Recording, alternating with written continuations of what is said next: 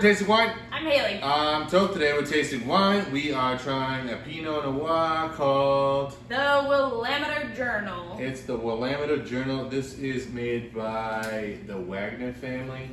Who makes like Camus. They have a bunch of different... Yeah, they have a bunch, yeah? Yeah, they have a lot. Yeah, a lot of wines.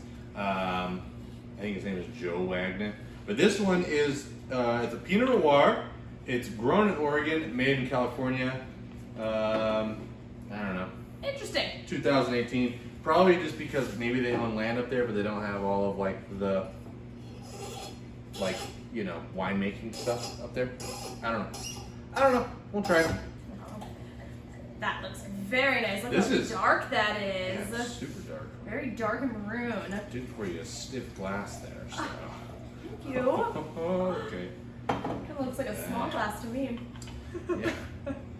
Just kidding. Ooh, it's like it's almost sounds like a little synthetic taste on it. Maybe that's just You mean smell? Yeah, smell. Sorry. It's probably just because it's popped and poured. But this is a 2018. So still kind of young. Yeah, still pretty young. But most Pinot Noirs, I feel like, don't you drink them pretty young? Well, Burgundies, you kind of want them old. You know, it's whatever you like prefer. But California Pinot, don't you drink pretty young? It depends on the producer. You know, it's all I'm just personal. making stuff up at this Yeah, point. no, it's personal preference. It's whatever you like. Yeah, no, this smells great. It's like nice, bright, plummy. Super plum. Lot of kind plum. of black fruits, Yeah. blackberries, whatever. Sensei. Maybe like a touch of like a black pepper, like some sort of spice, but like really faint. You know. Definitely some sort of spice in there. It's not cinnamon and it's not star anise. It's kind of like a mixture of those two. I don't really know like what spice that is. Now that I'm honing in on a little bit, it's definitely not pepper, but it is a more cinnamony. Yeah. Cinnamony. Cinnamon. I wonder if you get that from like the oak, if it was in like, you know, French oak or something like that. So I know recently you've been like trying to identify the crazy smells that we get and then like pair them with what like actually goes into winemaking, and I think that's pretty cool.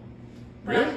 Well, yeah, you've been doing that a lot lately, Yeah. and I think that's interesting. I mean, I don't know what makes something smell like a freshly opened can of tennis balls. Yeah, well, I mean, so If much. you do, Yeah, I mean, let's know. so much of it is the soils, you know, the vines and the roots growing around rocks, are they growing around sand, clay. I mean, that's where it's getting all of the flavors from. Right. You know, and the weather, you know, it's everything. It's farming, you know. Yeah, whatever, like animals or whatever are there, probably. Yeah, hawks in the air, you know, the wildlife. Hawks in the air.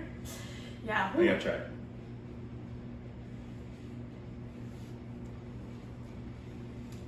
What do you think? It's good. It's not that light. It's more bold. I wouldn't say it like full body, but it's definitely medium body, higher. Because a lot of Pinot Noirs that we've tried, they're not like big and bold. They're softer. They're more elegant. This is like more bold, a lot of plum, and it's kind of just like a lot of plum. Yeah, this one, like, kind of right off the bat, you get a little bit of a punch. And kind of like what you were saying, Pinot Noirs tend to be, like, light. And that's why a lot of times people will recommend, like, non-wine drinkers to start with Pinot Noir because it's just so friendly. Yeah. So this does kind of feel, like, out of character for, like, a typical but maybe Pinot Noir. it's from Oregon. It's from, like, the Willamette Valley. So maybe that's just what you get when you know, because we've had some really powerful Pinot Noirs from Oregon and Washington. You know? Right. So maybe that's just what you the get. style up there. That's kind of cool, though. It probably is. Yeah, this is, it's bold. I would say it's bold. Does that sound right? It's not like too terribly interesting at this point. It might open up, it might develop. I can kind of just seeing it just kind of over an hour or two kind of just becoming softer. Yeah. And a little bit longer. I mean, you can't go wrong for, I mean, guess the price. Guess the price? I like playing this game with Haley. I know, I'm always wrong. I'll say like $15. It's about $20. Oh, cool. Yeah. But for $20, I think that's... I think that this is still friendly. Like, even though it's a little bit bolder, I think that it's still an approachable wine. Right off the bat, you know, kind of pop and pour. There's not a lot of complexity to it, but I still think that it's like, I was about to say user friendly. So yeah, user friendly. Yeah, it's group friendly. Like, you know, this before, I feel like this you can almost have with a dinner. It's like Pinot Noir usually have like an appetizer. This is like more bold though. You probably can have this like with a meal. Right. You know. But yeah, this has more of like you said, earth. So it's more of like an old world wine. It doesn't really remind me of like a Burgundy style, but I could see it hanging out with the Burgundy crowd. Yeah, maybe being like kind of like the middle child of the California Pinot Noirs. You know, kind of like really light versus the French ones. You know, this is middle child. Yeah. So since this came out, they have had to change their label. So the label will not look like this. Apparently, I don't know, there's some lawsuit or something like that. Oh. Yeah. I guess they lost then if they had to change the label. Yeah, he definitely lost. So, but I mean, I can't say anything bad about this. For $20 for an Oregon Pinot Noir by a reputable Vintner family, you know, I really can't say anything bad. I mean, I would say like I wouldn't necessarily buy this again, but say I was like out somewhere, like say we're in another state or something like that, and we were going somewhere, like this would be a reliable thing. Yeah, if we were at the grocery store and we saw this in the grocery store, it's like, let's get back. You can. This is reliable. You know it's gonna be good.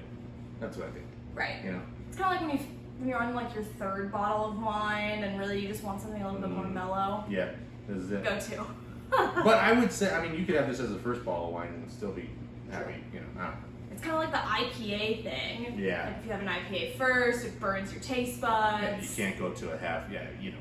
Yeah. Yeah. All right, let's do a question. Well, actually, is it a question or a comment? I think it's a comment. Wait, let me see. So obviously at the end of all of our videos, we say, you know, like, let us know what you're tasting, let us know what we should try next. So, ZX6R pound, or hashtag, I don't know, whatever, 366. Woo! What a Sounds name. like Elon Musk's, like, child's name or whatever. Said, for us to try maybe boxed wine. Yeah. I'm not familiar with them, but some are surprisingly good. I understand they're a guilty pleasure for some. Yeah. So I mean, you literally have it on tap.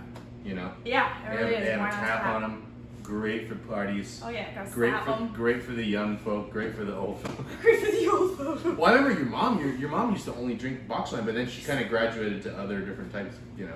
Yeah, she said the box wine that she was drinking gave her acid reflux. So. Definitely a bang for your buck, though. Yeah, we will have to do one because I mean it can't all be bad, you know. No, we've had some like carton wine, like milk carton kind of wine before. Oh yeah, that was remember that one? Yeah, that organic and that was stuff, super good. So stay tuned. We're gonna do a video on some boxed wine, maybe even canned wine. Yeah. We've tried some canned wine too, and those are really good. Yeah, they can be good, you know. But the one thing I'll add to this, and then it'll probably be over, is I would say colder. I pulled this out of the wine fridge, 55 around there. I would say colder. I don't know. Interesting. I actually would agree with that. You know, I would say it's still enjoyable when it warms up, but at least experiencing it when it's a little colder, a little crisper. I don't know. It feels right. I agree. Yeah. Well, thank you for joining us here on Taste of Wine. Have you ever had the Willametter? Let us know. Let us know what we should try next. Get out there. I'm doing this all backwards. Yeah, so really you're supposed to start with get out there and taste some wine. We'll let her do it. But, you know, thank you for watching Tasting Wine. Get Get out there and taste some wine. Let us know what you're tasting. Let us know what we should try next. Subscribe. Make sure you subscribe, please. Please. Yeah, if you enjoy the channel and you have a fellow wine lover, share the show with them. You know? So, cool. All right, see you on the next one. Cheers.